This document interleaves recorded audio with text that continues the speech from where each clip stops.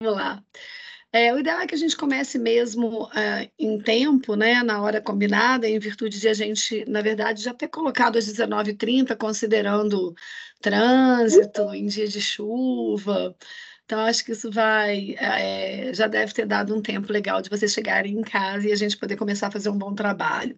A gente já queria começar a fazer alguns encontros, né, que unisse a família, a escola, e o Sinapse tem sido isso dentro de um respeito imenso ao nosso combinado quando vocês acessaram ao grupo, né? O nosso desejo era, na verdade, ter essa janela aberta, uma janela cultural, né, muito mais do que uma janela de avisos ou uma janela de protocolos, uma janela de afeto, né, em que a gente possa trocar um pouquinho da nossa cultura e vocês conhecerem um pouquinho do que está acontecendo na escola, do que a gente vem fazendo na escola.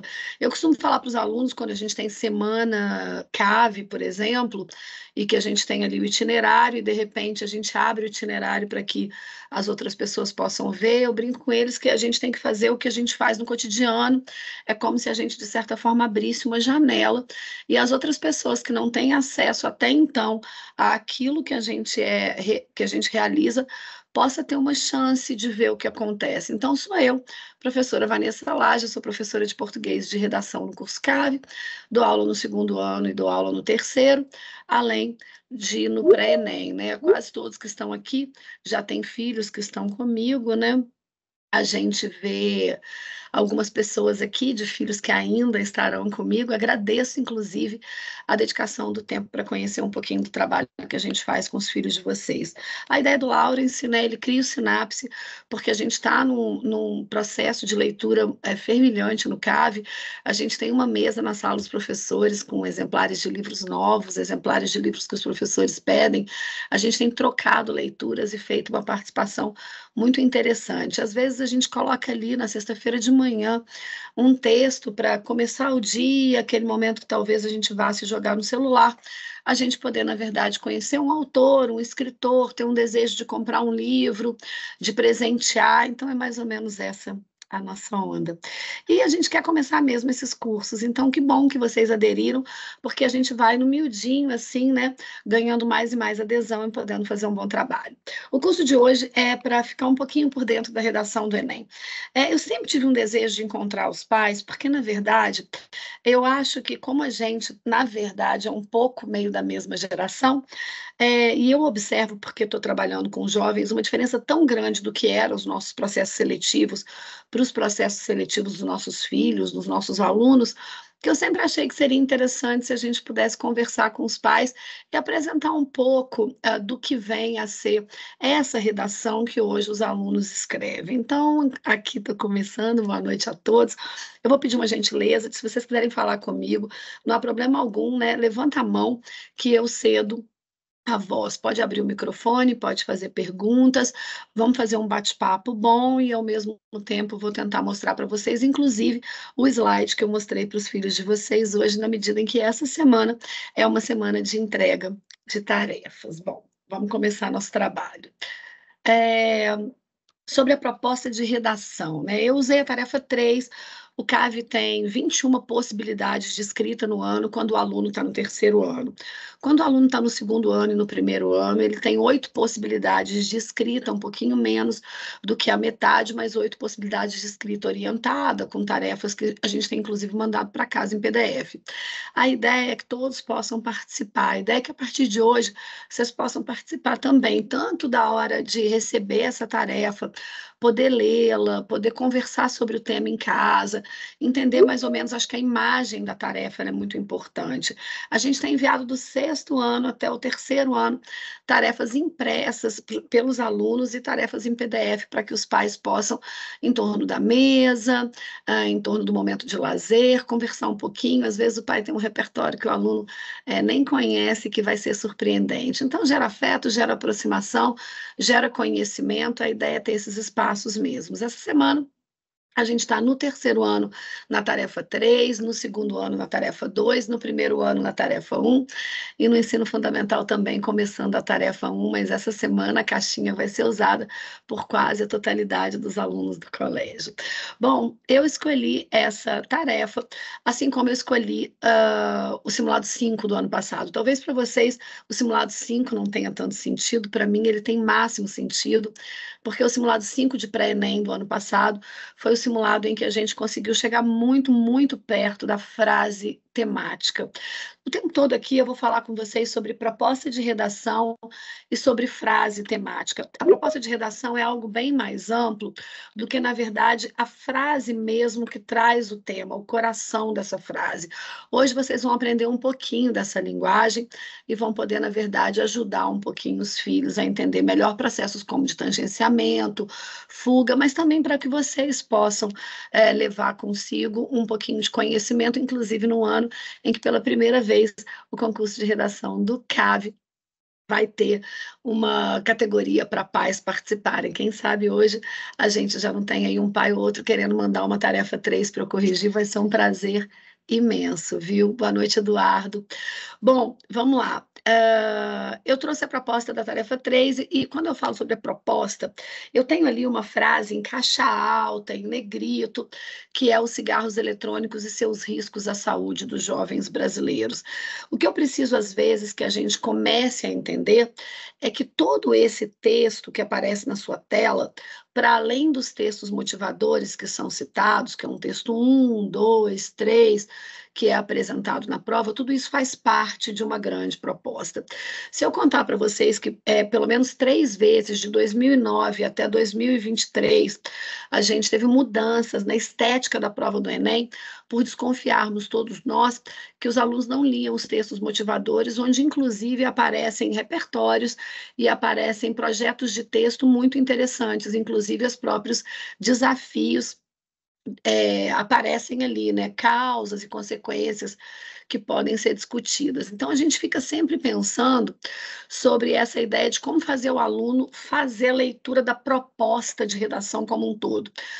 O texto que está no entorno da frase temática, a frase temática em negrito, entre aspas, destacada, mas também esses textos motivadores que acompanham. No início, o Enem trazia na contracapa. A gente abria a capa assim da prova e, opa, já sabia o tema. Era muito comum, inclusive, que ao distribuir as provas, o aluno ficava ali, né, doido para olhar. Se o fiscal deixasse, ele olhava rapidinho já para tranquilizar, porque é um tema esperado o ano inteiro. Mas o aluno via a proposta no início e não lia o restante, não lia as orientações, não lia o restante dos textos motivadores e saía fazendo a prova. Com isso, sim, ocorriam muitas fugas, muitos tangenciamentos, e a gente vai entender melhor o que é isso. A gente acredita que pelo menos uns 15 minutos o aluno fica olhando a proposta, tomando decisões, relembrando o que ele sabe acerca do assunto. Então, isso é importante. Depois, o Enem decidiu fazer uma inversão. Em primeiro lugar, ele apresentava os textos motivadores e a proposta vinha no rodapé. Então, você tinha que ler os textos motivadores e ir para o rodapé. Mas só mudou a inversão, né? Quem fazia a orelha de cima para olhar o tema passou a fazer a orelha de baixo. Então, não funcionou. As 45 questões de linguagens vêm primeiro hoje, essa é a realidade estética da prova. Vem a prova de redação no meio do caderno e as 45 questões depois. Ou seja, a ideia é que as pessoas ficassem, passassem pelas questões, procurassem a tarefa e chegassem até o momento em que elas lessem a tarefa. Parece estranho te contar isso agora, e você vai dizer, como alguém não lê os textos motivadores? A gente tem tido hoje uma dificuldade muito grande com as novas gerações, porque eles querem fazer as questões de marcar X sem ler o texto. Acredite se quiser, depois perguntem aos filhos de vocês se não há um monte de alunos em sala que dá depoimentos do tipo, eu tento fazer primeiro, perguntam em voz alta se fazem primeiro as questões e só depois leem o texto, num processo de inversão inadmissível. Então, a primeira coisa é fazer a leitura dos textos motivadores. Essa frase que você está vendo na tela Ela vai mudar agora de slide, só para você entender mais ou menos. Eu mudei em cores, ela está um pouquinho menor, mas você vai entender quais são as ações nossas aqui. A redação vale 1.000, e a gente está corrigindo sempre a redação a partir de 5 elementos ou 5 parâmetros, né? A gente corrige a competência 1, ela aparece ali em azul, né? Apontando que é norma culta. Norma culta, a gente avalia duas coisas. Esses pequenos desvios que vocês conhecem, a gente chama de microestrutura na linguagem técnica. Então, portanto, uma vírgula, uma concordância, uma regência, uma ortografia, né, uma troca de letras, tudo isso é avaliado como desvio de norma culta. E a gente observa também a estrutura sintática. A gente costuma colocar na redação assim, estrutura sintática deficitária. Às vezes, um período que começa a ficar longo demais e que esquecemos de colocar um ponto.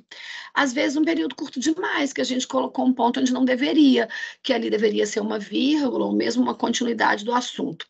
Além disso, a gente avalia na estrutura sintática se o aluno consegue entender no processo que a escrita é diferente da fala. Então, assim, essas inversões nas ordens das orações, orações intercaladas, isso é importante num processo meio de elegantização da língua. Então, veja bem, a primeira coisa que a gente olha é a norma culta, ela vale 200 pontos, ela é chamada de competência 1 no Enem. O aluno ele é avaliado se ele está em diferentes níveis. Se ele tirar 200 é porque ele está no nível 5, que é o nível mais alto, e ele pode tirar 200 com até 2 desvios. Agora, a partir do terceiro desvio, a gente não consegue mais tirar 3 pontos ou 4 pontos. Ele muda de nível, ou seja, ele não tem mais o nível da excelência, porque ele chegou a 3 desvios. Imagine, o aluno ele escreve de 0 a 30 linhas, ele escreve 30 linhas, né? 90% dos nossos alunos escrevem 30 linhas. Em 30 linhas, 3 desvios e a perda de 40 pontos. Então, quando você vir que um jovem tirou 960 na redação, olha, entenda que ele escreveu 30 linhas, tendo no máximo 2 desvios de norma culta. É difícil pra caramba. Então, essas notas que estão aí são notas brilhantes, viu? De um histórico, essas notas que a gente tem tido no CAV, tem publicado, inclusive para alunos treineiros de mães que eu estou vendo que estão aqui na reunião e que tiveram seus filhos tirando 960, 920, inclusive alunos do primeiro ano que foram para o segundo. Essa é uma semana importante para a gente, porque os treineiros receberam seus espelhos e suas notas. Então, todo mundo aí está entendendo melhor, e mesmo os alunos de cursinho também receberam seus espelhos só essa semana. Bom, sai da norma culta, vai para a competência 2. A competência 2 ela avalia 3 parâmetros, na verdade.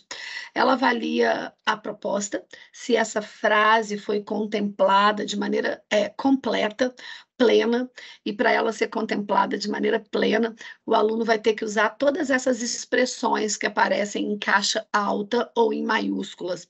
Os cigarros eletrônicos e seus riscos à saúde dos jovens brasileiros. Se você perguntar assim para o aluno depois de uma prova como essa, qual é o tema dessa semana ou qual foi o tema da prova, ele vai te dizer assim, cigarro eletrônico. Só que o cigarro eletrônico, ele é o elemento temático central. Ele garante que o aluno não fuja ao tema. Basta que ele diga isso, né? Cigarro eletrônico, você fala, nossa, mas é só isso. Gente, é só isso. Veja bem, qualquer desvio, falha, lacuna que os alunos deixam na construção dos seus textos, a gente aborda em C3, porque é falta de coerência no segmento da discussão. Na competência 2, a gente avalia se o aluno coloca os elementos temáticos centrais, sem eles tem fuga e tira 0, mas com eles não tira mais 0 e a redação vai ser validada normalmente. A segunda questão complicada é essas expressões tipo riscos à saúde e jovens brasileiros. Essas expressões precisam estar presentes. Nas tarefas 1 e 2 da escola, nós tivemos um número considerável, não do que a gente chama de fuga, mas do que a gente chama de tangenciamento. A gente chama de tangenciamento aquele aluno que ele vai direto ao tema, mas que ele esquece de restringir. Então, eu não estou discutindo vape acerca de legalidade ou necessariamente de precocidade do uso. Eu estou discutindo vape a partir dos riscos que ele acarreta à saúde. Então, é muito estranho, muito incoerente, é um problema social. Imaginar que tantos jovens aderem a um cigarro eletrônico, depois a gente vai conversar melhor sobre isso, considerando que a sua produção é proibida no Brasil, que a sua comercialização é proibida no Brasil, enfim, o uso não é proibido no Brasil, mas todo o entorno é proibido no Brasil, inclusive a importação. Então, a grande discussão para o aluno, ele vai por esse lado. Ele pode até discutir isso, mas ele precisa dizer assim, nossa, que absurdo, né? Apesar de ter proibição de produção, de comercialização e etc., ainda assim se consegue comprar, se consegue usar, e a saúde vai se deteriorando a partir da exposição a esse instrumento. Bom, enfim, isso é a proposta. Então, você tem, em primeiro lugar, a proposta, em segundo lugar, o texto dissertativo argumentativo, esse eu tenho certeza que todo mundo que está na sala lembra, que é o nosso velho modelo de introdução, desenvolvimento, conclusão, texto em terceira pessoa, marcado por língua objetiva, por denotação, né? Não pode ter coloquialidade, não deve ter metáforas, nem uma linguagem um pouco mais branda, né? Uma linguagem marcada por oralidades quaisquer, ou mesmo por questões literárias. O texto é um texto formal. Então, o texto dissertativo argumentativo funciona assim. Mas a competência 2 é aquela que mais traz para a gente parâmetros a serem avaliados. Então, veja bem, eu tenho a proposta sendo avaliada na sua plenitude, com todas as palavras que compõem essa proposta. Na tarefa 1 e 2, os alunos escreceram de desafio e de enfrentamento. Isso, na proposta 1, e só discutiram bullying e cyberbullying, e a partir de outras lógicas. Logo, sim, a gente teve tangenciamentos, assim, que chocaram os alunos. Sabe o que acontece? Oi, Tânia, boa noite, querida. Sabe o que acontece quando a gente tem, de fato, um tangenciamento? Acontece que o aluno ele perde em todas as competências textuais, C2, C3 e C5, e ele ganha o nível mais baixo de todos, 40 pontos em cada um. Nós temos alunos que incorreram nessa circunstância, esqueceram uma palavra da frase temática e tiraram em torno de 300 pontos, porque foram penalizados em 3 competências textuais. Quando eu falar em competências, 1 e 4 são linguísticas, 2, 3 e 5 são competências, oi, Tânia, são competências textuais. Bom, vamos lá. Competência 1 é norma culta. Competência 2, gênero, proposta e repertório. É aí que eu conto com vocês, com a experiência que tem na sua profissão, com a experiência que tem de leitores, para toda semana, quando um tema aparecer, você conseguir dizer um conhecimento que você tem sobre o assunto. Pode ser uma frase de um sociólogo, pode ser uma frase de um filósofo, pode ser um filme que você assistiu, aliás, um convite à família assistir aos filmes, às séries, as novelas. Novela é um repertório maravilhoso. A gente aposta aí num tema esse ano, que é um tema relacionado a preconceito linguístico. Aí eu falo, nossa, quer um universo melhor do que as novelas para falar do preconceito a partir da lógica do sotaque, a partir da lógica da rejeição mesmo do processo da língua estratificada, né, da desigualdade social e etc. Então, assim, até a novela funciona para a gente, tá? Os alunos em bullying citaram Carrossel de maneira muito legal, os alunos em bullying conseguiram citar... acho que extraordinário, livro e filme. Então, assim, essas coisas que a gente assiste são bem importantes, devem ser divididas aí à mesa, né? Bom, então eu estou lá, em competência 1 é a parte em azul, né? A modalidade escrita formal da língua, já sabem que pode ter 2 desvios, no terceiro perde 40 pontos, cai para 960. O gênero, nosso aluno não erra. Ele sabe fazer 4 parágrafos, tudo certinho. A proposta escorrega, às vezes, quando a frase temática deixa lá, esquece uma palavrinha, mas no mais, geralmente as palavras estão todas lá, a gente não tem casos de fuga e tangenciamento em grande número. E a última coisa é o nosso repertório, mas ele precisa ser um repertório legítimo. Não pode inventar. O aluno adora inventar Grey's Anatomy. Toda vez que é saúde, o aluno vem com Grey's Anatomy, um episódio dentro dos 50 milhões que tratou daquele assunto. Aí eu falo para eles, olha, Pode dar tudo certo, mas pode não dar. Eles falam, inventei, usei o nome da minha tia e etc. Mas o ideal é que você tenha um repertório legitimado, né? O aluno fala, tem problema? Eu falo, nem vou responder essa pergunta. O repertório tem que ser legitimado, verdadeiro, legítimo, funcional. Ele tem que ser pertinente ao tema, pelo menos um deles, pelo menos uma informação que o aluno vai dar. Não pode ser do texto de apoio, ele pode usar até duas do texto de apoio, mas o texto não pode ser exclusivamente baseado nas motivações, né? Então, ele leva lá a Constituição no bolso, ele leva uma série, ele leva um filme, ele leva o filósofo que a professora ensinou, o sociólogo, ele leva aula de geografia, de história, de ciência da natureza, enfim, dá para usar todos esses repertórios, principalmente aqueles de quem é egresso do ensino médio. São repertórios relacionados às grandes áreas do conhecimento. Literatura, ó, música, tem assim. Então, competência 1, 200, competência 2, 200. Muito difícil o aluno perder em competência 2. Ele só perde se ele for exclusivamente beber dos textos motivadores ou se ele colocar um repertório, todos os repertórios não forem pertinentes, legítimos e produtivos. Na verdade, precisa ter um. Um é validado, o melhor é validado. A competência 3 é a dificuldade que todos nós temos, né?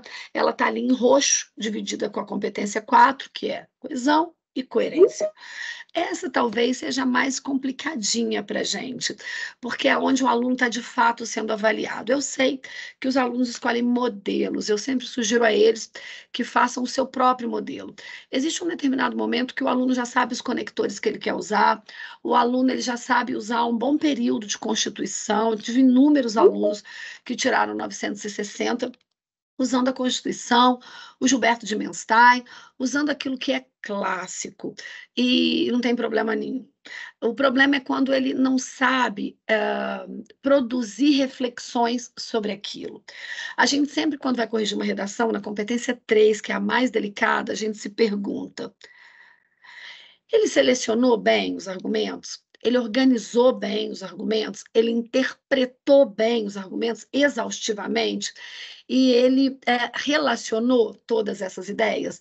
Então, essa é a competência mais delicada. Quem teve o filho treineiro, chega em casa e pergunta para ele em que competências ele perdeu. Frequentemente é na 1, porque escrever 30 linhas sem um desvio de vírgula é muito difícil. E na competência 3, porque ela precisa ganhar uma maturidade assim grande, né? As relações de causa e consequência, oposição, elas precisam estar ali presentes. E muitas vezes no início do ano, eles ainda não estão tão maduros, mas a gente vai lá e escreve bilhetinho, ó, observa, repensa, escreve mais um período. Tem que ser exaustivo, assim, você tem que perceber um esforço de exploração da discussão muito grande. E, ó, aí vai de 200 em 200 e vai perdendo de 40 em 40, hein? Quando chega na coerência, na coesão, que é a competência 4, são aqueles articuladores. No entanto, mais, além disso, para, apesar de, e por aí vai. Você vai trabalhando com a lógica de unir. E tem regra também, tá? Tem que ter pelo menos 2 interparágrafos, eu vou mostrar para vocês na prática, pelo menos 2 parágrafos tem que iniciar com conectores bacanas. Tem que ter diversificados intraparágrafos, pelo menos 3 por parágrafo, porque o aluno não pode desarticular ideias, as ideias vão ganhando relações a partir das conexões também. E não pode ter nenhum inadequado, não pode ter uma adição que ele botou causa, não pode ter uma consequência que ele botou adição. É louco, sabe? Porque um conector, tipo, nesse sentido, onde deveria ser um apesar disso, ele perde 40 pontos. Essa é a competência mais dura de todas. Basta um desvio relacionado a relações de sentido, que se perde 40 pontos. Então, quando você pensar assim, 800, 840, 880, 920, agora você vai entender um pouquinho melhor. E aí você vai ver que seu filho tira 200 em uma competência e 120 na outra. É porque em uma competência ele já tem habilidade de nível máximo, mas na outra ainda não.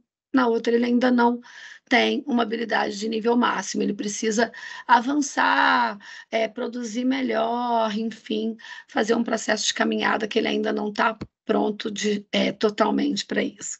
Bom, vamos lá, continuo repetindo que eu vou caminhar um pouquinho, daqui a pouco paro de novo, pergunto se tem dúvida. Pode levantar a mão, pode deixar a pergunta para o final. Bom, de qualquer maneira, eu vou falando um pouquinho. A competência 5 a que completa os tais 200 pontos, e ela é uma competência meio que numérica, sabe? O aluno fica muito bravo quando perde na competência 5, porque basta que você cumpra 5 tarefas. Ela está lá na conclusão, é o último parágrafo, e você, diante desse problema, é vape, é risco de saúde, então ele vai ter que acionar um agente social, o Ministério da Saúde, o governo de maneira mais ampla, ele pode discutir a Anvisa, ele pode discutir a OMS, ele pode discutir a família, né? Dependendo do problema que ele colocou, ele precisa dizer, olha, a família precisa conscientizar essa criança, a escola precisa falar disso, a gente fala jovens brasileiros, mas a OMS fala que o contato com tabaco e álcool ele é precoce no Brasil, configurando-se alguns vícios como doenças pediátricas, né? Então, a gente sempre fala para o aluno que esse consumo ele é cada vez mais precoce e em maior quantidade.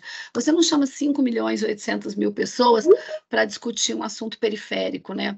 A gente convida 5.800.000 pessoas para discutir um assunto que nos atinge a todos e que pode, na verdade, ter uma intervenção social ou uma reflexão, né?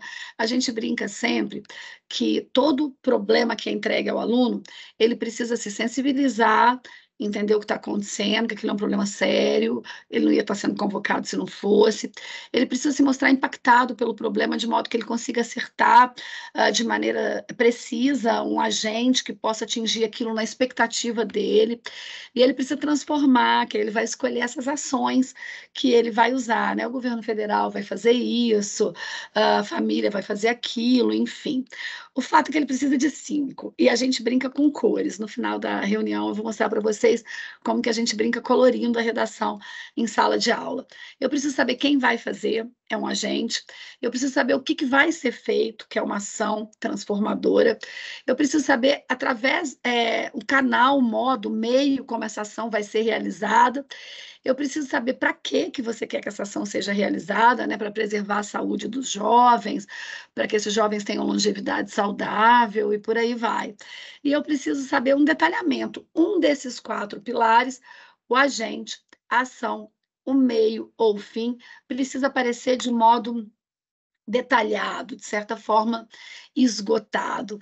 Então, é assim que se faz esse tão sonhado 1.000 pontos.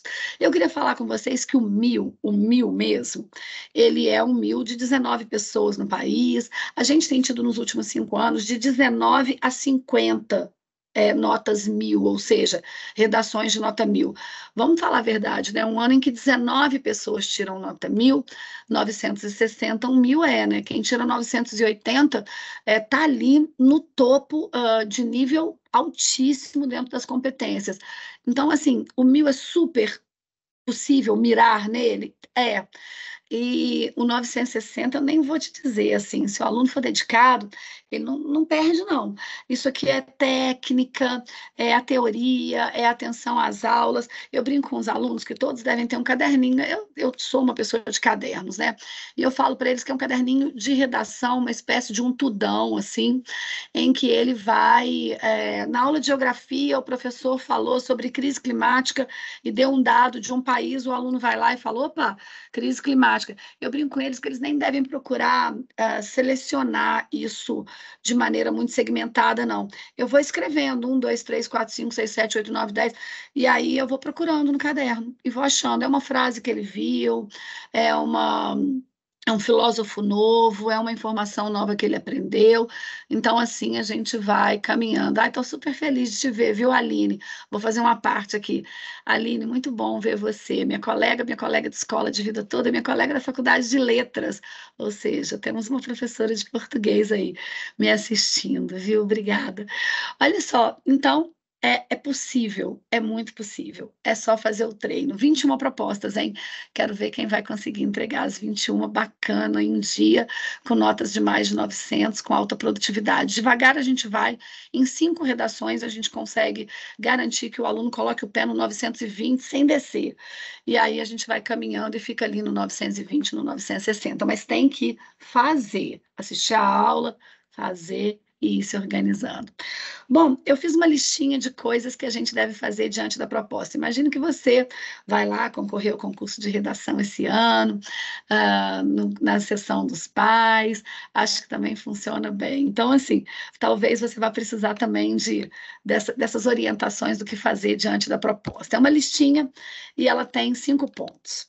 A primeira coisa que você faz é a proposta está na tua mão e você vai fazer o seguinte: você vai ler a proposta de redação inteira. Ela é composta de uma frase temática e 3 ou 4 textos motivadores. Os textos têm definição dos termos que compõem a proposta, tem legislação, se ela existir, e traz ali já o problema dentro do país, de modo que o aluno consegue. Muito feliz de te ver. Eu também estou muito feliz de conhecer o Enzo. O Enzo é um menino maravilhoso, Aline, parabéns.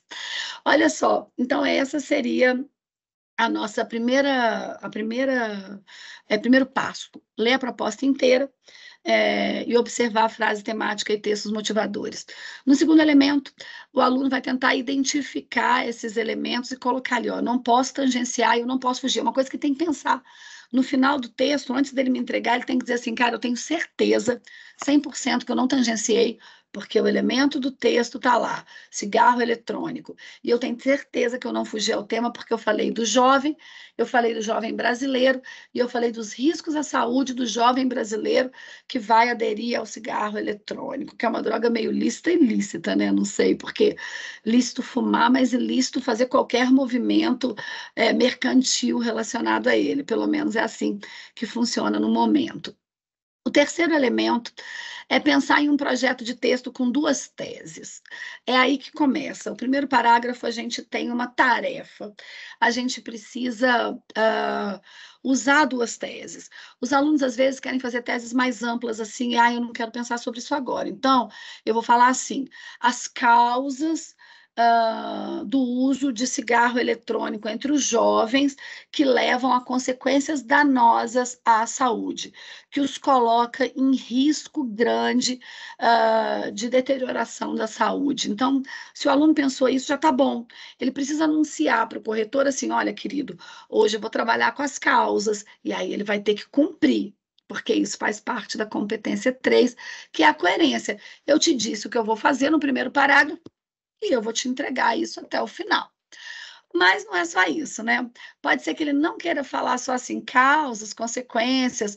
Aí um passo mais profundo é o aluno dizer assim, eu vou falar que a causa é uma espécie de culpa, sabe? Eu vou falar que a culpa da família que não olhou, eu vou falar que a culpa é do Estado que não fiscalizou, eu vou falar que a culpa é da escola que não conversou, fica tanto tempo com o jovem e não conversou com ele sobre isso. Então, assim, o aluno ele vai criar uma lógica de culpabilizar alguém ou de falar, eles usam muito a negligência, a inobservância estatal, né? Se é proibido, não pode ter. E eles usam muito esse descaso escolar com o tema. Eles entendem que, na discussão, que a escola foca muito em matérias conteudistas, matérias de promoção para avaliações externas, e esquece ali da construção do cidadão, da construção humana. Então, eles fazem essa discussão.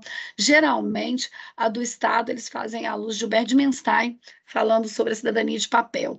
E, em relação à escola, eles usam a ótica freiriana de uma escola conteudista. Então, eles já sabem mais ou menos, existe um projeto chamado genérico.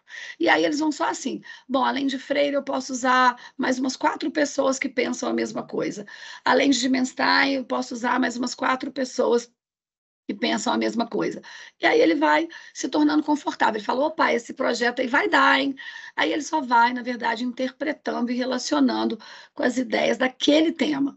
Então, quando o aluno, seu filho fala para você assim, eu tenho um modelo, essa frase eu tenho, ele tem mesmo. Ele tem um modelo, isso é perspicaz também. Ter uma frase ali que vai embasar as reflexões dele de que os problemas sociais, por exemplo, são acarretados por determinadas entidades, instituições, etc. Enfim, então é mais ou menos essa lógica de pensamento. Eu estou ainda no item 3, porque pode ser que ele não queira falar de causas, pode ser que ele não queira falar de negligência estatal e descaso escolar e que ele queira dar um passo à frente. Aí vamos imaginar que ele fala assim, olha, o jovem brasileiro usa vape ignorando os riscos à saúde, porque, na verdade, eu acho que ele é desinformado. Sei lá, a informação, ele não é permeável à informação. Ele vai à escola, alguém discute, os pais dão a regra, mas ele não se sente convicto na informação. Então, o aluno vai discutir nos próximos parágrafos essa desinformação sobre os riscos de vício e por aí vai. E aí ele vai resolver fazer um outro elemento, porque são dois, sempre dois, sempre dois. A gente chama de D1 e D2, vou mostrar para vocês na prática. E no segundo, ele resolve falar que existe um despreparo do sistema de saúde. Olha, o jovem, ele usa vape porque ele é desinformado, e ao usar vape na desinformação, ele também tem uma desinformação de que o sistema de saúde, talvez, não vá conseguir abarcar isso tudo. Essa semana eu falei para eles que tem um projeto de texto que é bem legal, que o aluno consegue usar exemplos práticos, e aí a gente até sugeriu falar, poxa, quando a gente escuta falar de uma pandemia, de uma epidemia, a gente tem escutado cada vez mais falar sobre questões respiratórias, aí as pessoas falam lá, grupo de risco, fumantes, aí a gente falou, opa, então também pensar um pouquinho sobre a assistência que o sistema público de saúde pode dar a esse jovem que demanda do sistema público de saúde, e por aí vai, essas doenças que advêm de hábitos e comportamentos sociais, como o uso do tabaco. Enfim, em 4, é o momento em que o aluno ele vai ver se ele consegue segurar esse projeto. E aí ele precisa tentar três informações. Ele está na aula o dia inteiro, o pai não precisa ficar preocupado que ele não tem essas informações, porque ele tem. Ele tem informação da aula de literatura, ele tem informação da aula de geografia, o Enem chama de grandes áreas do conhecimento. Ele acha até que o aluno tem que usar, porque indica que ele é um egresso do ensino médio e que ele atentou para essas reflexões tão importantes. Bom, então nesse momento, eu coloquei ali, tem uma série chamada Elite, da Netflix. Eu nunca tinha visto Elite, eu vi porque eles trouxeram para mim essa informação. Foi o aluno que trouxe para mim, professora. Elite é uma série que dá para usar em tudo, porque é uma série espanhola, está disponível, e a gente faz isso como um exercício para poder escrever na redação, né? É uma série espanhola disponível na plataforma de streaming, Netflix, enfim, ela conta o universo de uma escola jovem. E essa série, ela naturaliza muito a questão do uso de drogas lícitas, ilícitas, e de forma precoce, excessiva, os jovens estão sempre em situação de risco, e é uma série que tem uma classificação indicativa possível para eles assistirem, e eles entendem que até é um retrato que é meio hiperbólico, assim, sabe? Para dizer, olha, não é todo mundo assim, mas tem gente assim, né? Então, eles usam Elite como um exemplo dessa naturalização que coloca os jovens submetidos a riscos e perigos aí a serem enfrentados por conta do uso frequente de um cigarro eletrônico, enfim, que é a discussão. Esse é um tema super possível para o ano, por conta dos anúncios que têm sido feitos, por causa dos esforços do governo de fazer campanhas, do reconhecimento de que as crianças conhecem esse dispositivo, que eles são vendidos na porta de shows, de festas e etc., e que, de certa forma, são nocivos à saúde. Então, se entende que é um risco, principalmente para o jovem, talvez convocar os jovens para falar sobre ele seja interessante, porque se propõe a uma reflexão grande. Bom, vocês têm que pensar sempre que quando a gente dá proposta, a gente está dando propostas que são problemas que o governo pode lançar através da prova e dizer, o que você acha disso? Como que a gente resolve isso? Enfim. Então, eu pensei, né? A Elite da Netflix, eu estou pensando como aluno, ele sabe usar. A Constituição Federal, ele sabe usar, que é o direito à saúde. Então, é preciso campanhas de conscientização, é preciso tratamento adequado, é preciso dar a mão às pessoas que se viciam, enfim, qualquer coisa que o aluno quiser dizer. Ele precisa dizer que existe um acesso à saúde, que existe um direito à saúde, e ele vai dizer que ele é negligenciado, ele vai sempre usar o cidadão de papel, do Dimenstein, ele vai usar uma cidadania que é subcidadania, da Lilia Schwartz, ele vai dizer uma espécie de subhumanidade do Ailton Krenak, ele vai juntando teorias a que ele é exposto durante esse ano. A gente tem a OMS, porque parabeniza o Brasil como uma referência na luta contra o tabaco. A gente tem a Lei 9294/96, ali, ó, pertinho da Lei da Educação, né, que é 93/94. Essa é 92/94, que é a proibição do uso de cigarros e produtos semelhantes em locais fechados, ou seja, existe uma restrição, existe uma preocupação, e a despeito disso, existe, sei lá, pessoas que ignoram a restrição, e aí ele vai tentando. Tudo isso é repertório. Todos esses citados são pertinentes, todos eles são legítimos e todos eles são produtivos. Ou seja, o aluno ele reflete um pouquinho e sustenta com o repertório, reflete um pouquinho e sustenta com o repertório. Tem a Anvisa, com a proibição da comercialização de cigarros eletrônicos. Eu citei para eles essa semana O Bicho de Sete Cabeças, que é um filme com Rodrigo Santoro. Ele fala sobre uma droga ilícita, mas ele fala um pouco sobre esse conflito de gerações, essa dificuldade do diálogo. Então, essa dificuldade de diálogo também pode ser apontada para o aluno como uma tese, né? Por que que o jovem usa? Porque ele não encontra ainda uma fala, né, possível, ele vai fazer uma reflexão, não necessariamente essas reflexões são tão compatíveis com a realidade. Eu já vi alguém falar assim, poxa, mas o cara vai resolver um problema que ninguém resolveu.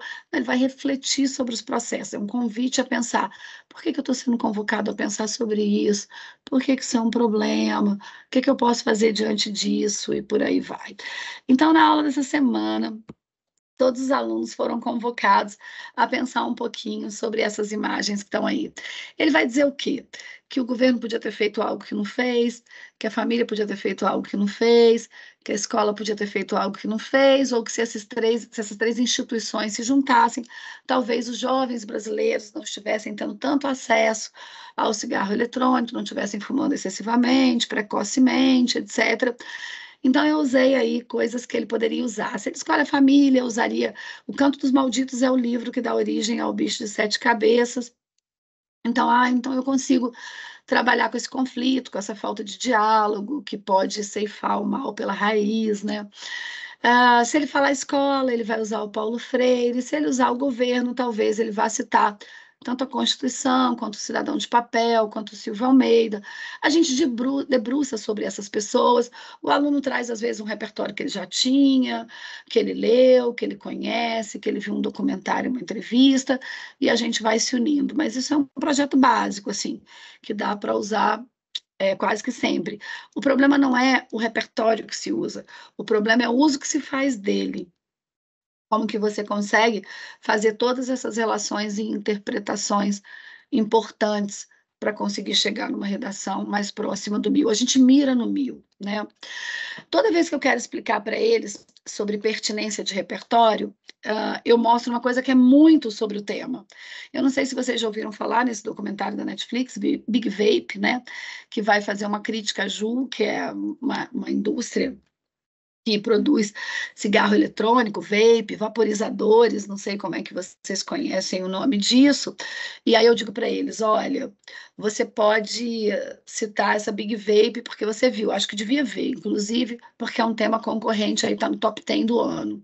Por conta mesmo desse excesso que está sendo denunciado pelo Ministério da Saúde, que já olha para isso como um problema, já tem relatos de jovens adoecidos, enfim, se isso é um problema, concorre a cair no Enem. Então, você pega o documentário Big Vape e pega um Pablo Neruda. Eu amo o poeta chileno, eu amo o Pablo Neruda, e essa frase é uma frase que eu uso muito, eu brinco com eles, que é uma espécie de versão do Homem-Aranha, né? Porque o tio Ben, ele fala com o Homem-Aranha, o Peter Parker, quando se descobre que ele tem poderes e tal, o tio Ben fala, com grandes poderes vem grandes responsabilidades. A gente podia ir do tio Ben até um filósofo contratualista que vai fazer uma reflexão sobre essa em outro momento. A ideia é que você é livre para fazer escolhas, mas você é prisioneiro das consequências. Então, toda vez que a gente fala de álcool, de tabaco, como temas possíveis, do próprio bullying, né, que o agressor acaba também muito mal. Então, assim, você faz escolhas, né? A gente tem, inclusive, um estado de escolhas. Você tem direitos, você tem liberdades que são garantidas e que você pode, enfim, fazer escolhas, mas será prisioneiro das consequências. Então, no caso de saúde, sabe, de um envelhecimento ruim, porque não teve cuidados, de falta de prevenção, eu acho que essa vale. E aí, se você me perguntasse, Vanessa, qual que é o melhor? Eu usaria os dois numa redação como essa, mas é preciso dizer para o aluno que o Big Vape é mais pertinente que o Neruda, porque é do assunto. Então, quando ele for usar o Neruda, e ele vai poder usar, e ele vai usar, e eu vou amar, ele vai ter um pouquinho mais de esforço, porque ele vai precisar levar o Neruda para isso. Então, ele vai dizer, segundo o poeta chileno Pablo Neruda, o homem é livre para fazer escolhas, porém sempre será prisioneiro das suas consequências. Nesse sentido, aquele jovem mal informado que vai adquirir um vape, que vai usar um vape, ele vai estar sempre, a partir dessa escolha, submetido a riscos graves de se perder, de perder o controle, enfim, aí ele vai conseguir fazer a pertinência a partir de uma lógica muito mais profunda, né? Ele falou, nossa, eu lembrei disso, tem tudo a ver. É como se o tempo todo ele estivesse me provando que ele é coerente. Tudo isso em 4 parágrafos, sempre 4 parágrafos. Bom, vamos lá. O Enem de 2022, você fala, poxa, Vanessa, você preparou um curso para a gente em 2024 e nem colocou essa redação de 2023 que os nossos filhos fizeram, é porque eu não consigo, né? Eu não teria acesso a uma redação de nota 1000 segura agora, porque o guia do participante, que sai lá em outubro, ele ainda não saiu. Então, só em outubro, na reta final do preparo para 2024, que eu vou ter acesso ao documento oficial do Enem de 2023.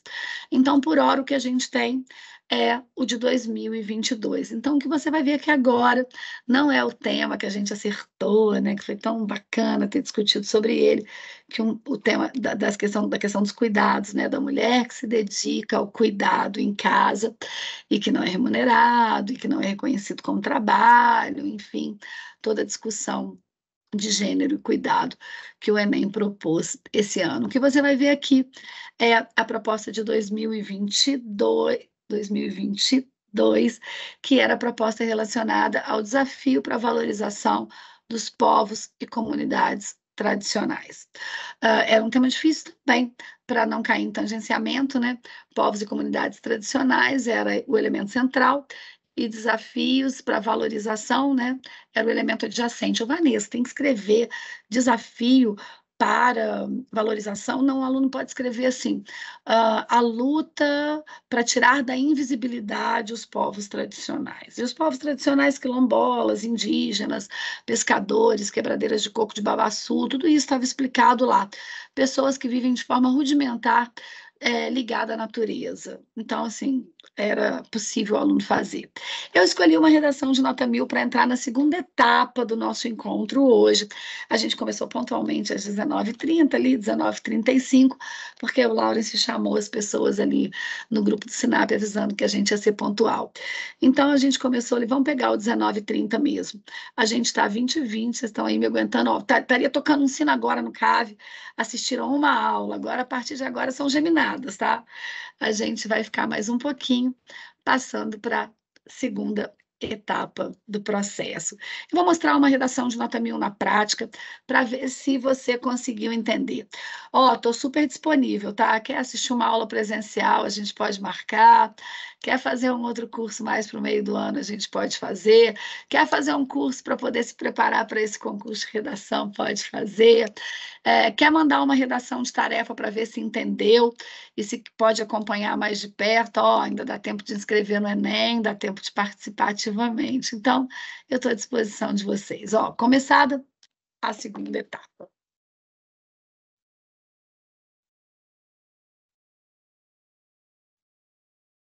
Essa é uma redação de nota 1000, opa!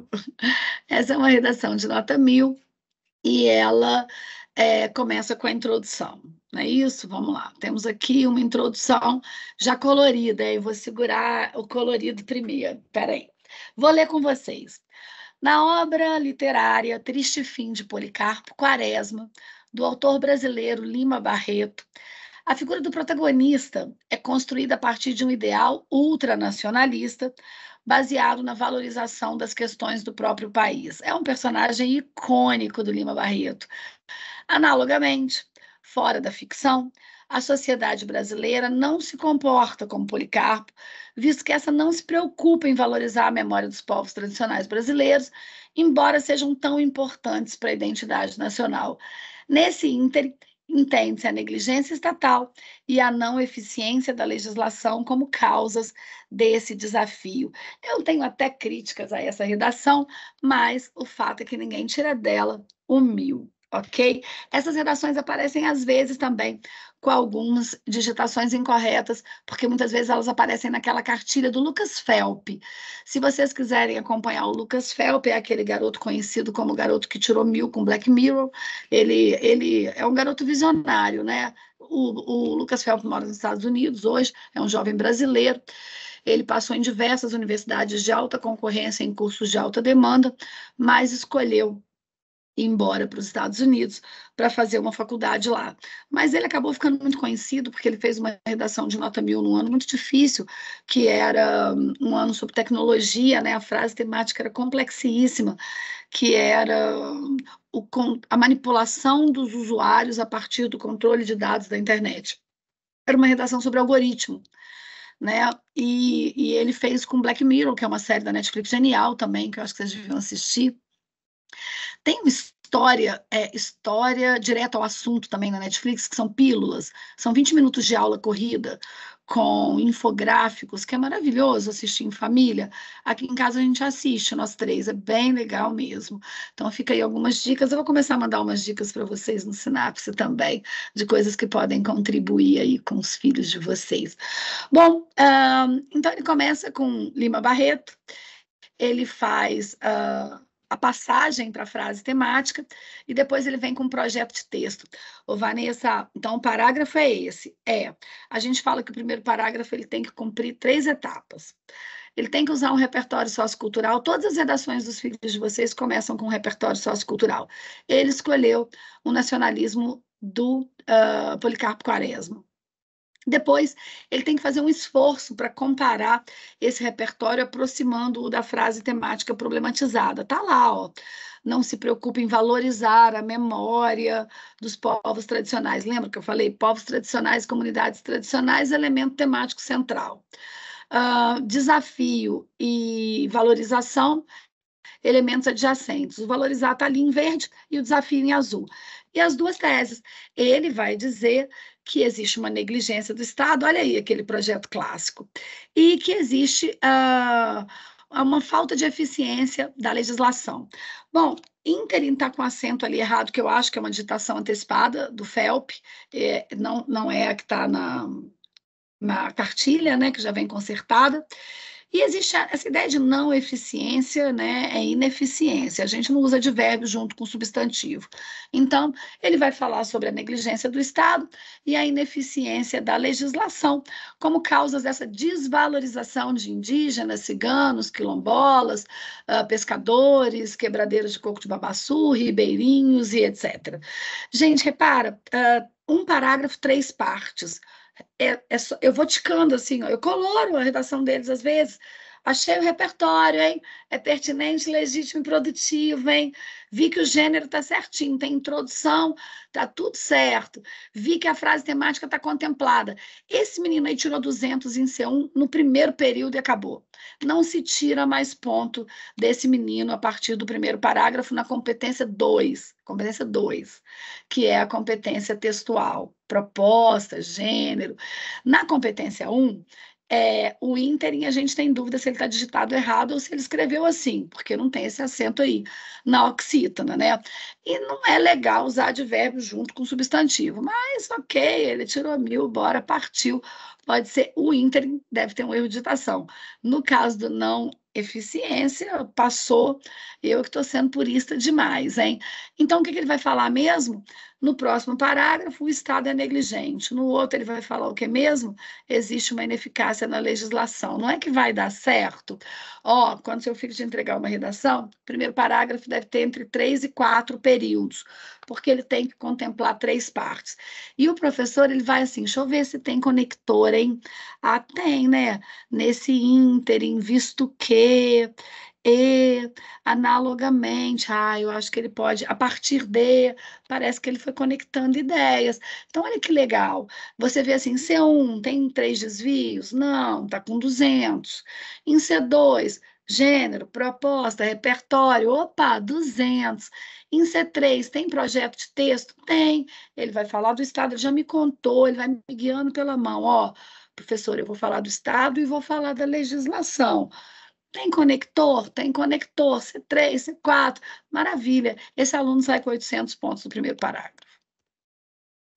Aí está o desenvolvimento, né? O primeiro parágrafo da argumentação. Eu chamo de D1, tem professor que chama de fator X e fator Y, tem professor que fala de tese 1, tese 2, eu chamo de D1 e D2.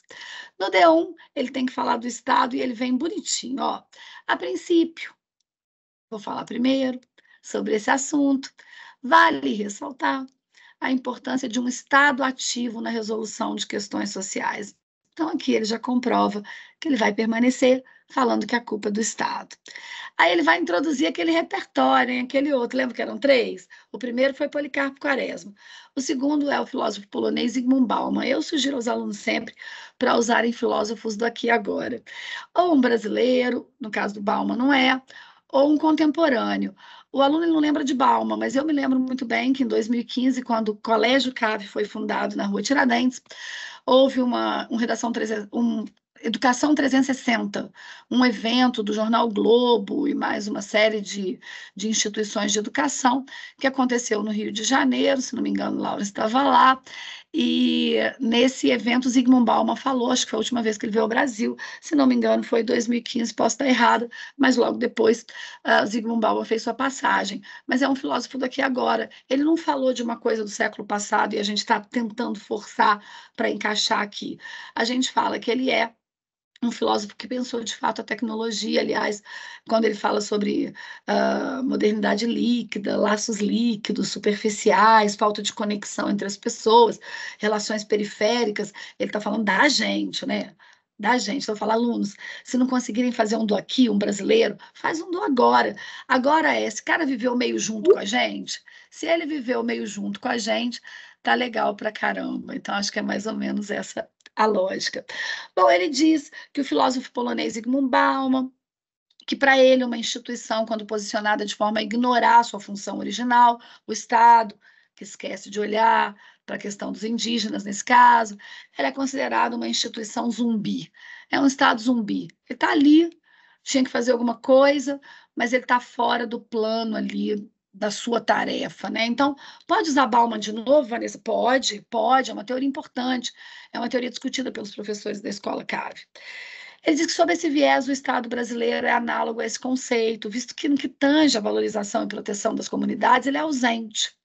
Isso posto, tal postura negligente contribui para que os povos tradicionais não recebam o amparo estatal necessário, colocando em risco anos de história, de resistência e de memória de uma parcela fundamental da sociedade. Repara, lembra que eu disse para vocês? Ele precisa ter conectores, você está olhando aí, você já viu que tem. Dessa forma, sob esse viés, para quê? Opa, tá massa, tá dando tudo certo. Ele colocou um repertório sociocultural, é legítimo, pertinente, tudo certo. Por aí vai. Bom, olha só como é que eu fiz a análise desse fragmento textual. Tá aí, 3 cores. Em vermelho, o que eu chamo de tópico frasal. A princípio, vale ressaltar a importância de um estado ativo. Em verde, o repertório sociocultural. Em azul, todas as reflexões que ele precisa fazer para selecionar a ideia, organizar a ideia, interpretar a ideia e relacionar a ideia. Então, parágrafo certíssimo. E olha só, o que ele tinha que falar mesmo? Eu estou corrigindo a redação do seu filho, eu estou pensando nisso tudo, tá? Ele tinha que me falar o que ele vai falar, ele tinha que me falar é, o que ele vai falar no parágrafo, ele fala, né? Contempla tudo certinho, ele faz o repertório, tá tudo certo até aqui. Só que ele tinha me dito que ele falaria do Estado e ele me disse que ia falar sobre a legislação. Posso tentar? D2, tá aí, ó. Outro sim, mais uma coisa, né? Estou chegando ao final, estou chegando ao final da aula e estou chegando ao final do slide. Outro sim, a ausência de uma legislação que abrace a causa ameaça diretamente a sobrevivência desses grupos, os povos e comunidades tradicionais. Nessa ótica, a obra literária Cidadão de Papel, do jornalista Gilberto de Menstein, apresenta um contexto social em que as garantias constitucionais estão restritas apenas à parte escrita, teórica, sem ser colocada em prática. Você tem o direito, mas o direito não acontece no direito, na prática e etc. E aí o aluno diz, olha, diante disso, as comunidades originais podem ser consideradas de papel, porque não há eficiência nas leis, nos projetos, e ao invés de promover a valorização e reconhecimento dessas populações, tais determinações falhas contribuem para a manutenção do sentimento de invisibilidade social. Voltei lá na frase temática, lembra? O desafio de valorizar, que eu disse para vocês, que é, poxa, não valoriza, são invisíveis. E aí, olha só, fiz de novo a cor, hein? Eu quase acho que vocês conseguem, com um lápis, você mesmo perceber que isso vai acontecendo, né? Então, tem lá o primeiro período. A gente chama o primeiro período de tópico frasal. De tópico frasal. Por que a gente chama de tópico frasal? Porque é onde ele cumpre o que ele prometeu. Ele diz assim: olha, eu falei que eu ia falar disso e agora eu estou voltando nisso. Se você voltar lá no primeiro parágrafo, ó, rapidinho, tem mais 15 minutos, hein? Lá no primeiro parágrafo ele disse, ó, eu vou falar, estou aqui, ó, negligência estatal, falei, usei Bauman. Eu vou falar da eficiência da legislação. Opa, vou voltar lá, hein?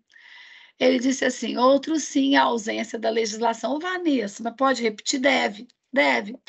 Porque a repetição de palavras, ela pode não ser legal muito perto, mas a repetição de ideias ela é necessária.